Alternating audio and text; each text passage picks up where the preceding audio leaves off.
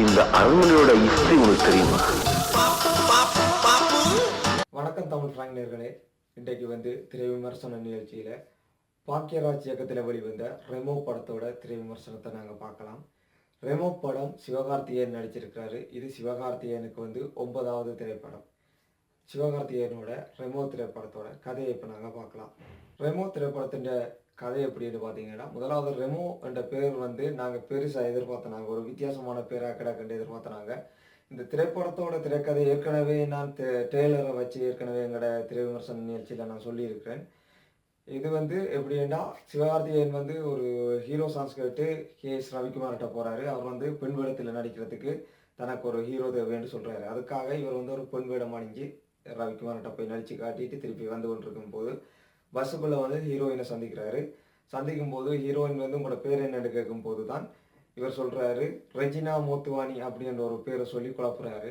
குழப்பும் போது அது நீண்ட பேருன்றபடியாக ஹீரோயின் சொல்கிறா, இனி ரெஜினான்ற ரே எடுத்து மோத்துவானின்ற மோ எடுத்து நாங்கள் ரெமோண்டு கூப்பிட்றோம் அப்படின்ட்டு அவள் சொல்கிறான். அதனால தான் இந்த திரைப்படத்தின் பேர் ரெமோண்டு வந்தது. அதை போல் இந்த கதை எப்படின்னு பார்த்தீங்கன்னா, இது ஒரு வழக்கம் போல் பழைய கதை. அதாவது ஒரு அமெரிக்கா மாப்பிள்ளை ஹீரோயினை பொண்ணு பார்க்க கல்யாணம் ஓகே ஆகி ஃபிக்ஸ் ஆகிடும். ஆகினோடனே பொம்பளை வேஷத்தில் இருக்கிற சிவகார்த்திகேயன் ஹீரோயின்கிட்ட பல கதைகளை சொல்லி குழப்பி அந்த அமெரிக்கா மாப்பிள்ளைய வேண்டாம்னு சொல்லி இவர் கல்யாணம் செய்திருவார். இதுதான் இந்த கதை.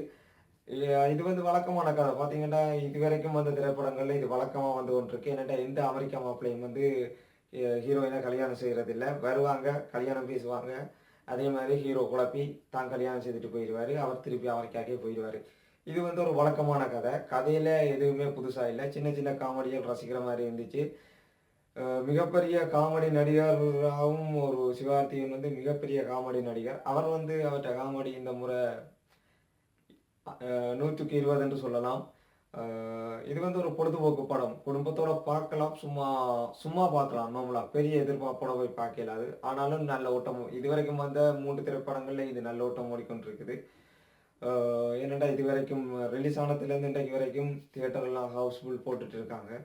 அதனால் இந்த திரைப்படம் ஒரு வெற்றிகரமான திரைப்படமாக அமையலாம் என்றும் கருதப்படுது. எனவே எங்களோட நிகழ்ச்சி பிடிச்சிருந்தா இதை தொடர்ந்து பார்க்குறதுக்கு நீங்கள் எங்களோட நிகழ்ச்சியை சப்ஸ்கிரைப் பண்ணுங்கள். ஏதாச்சும் பிள்ளை இருந்தால் கீழுக்கு கொமாண்டில் நீங்கள் கொடுக்கலாம். எனவே அடுத்த ஒரு நிகழ்ச்சியில் உங்களை சந்திக்கும் வரை உங்களிடமிருந்து விடைபெறுவது உங்கள் நேரம். வணக்கம்.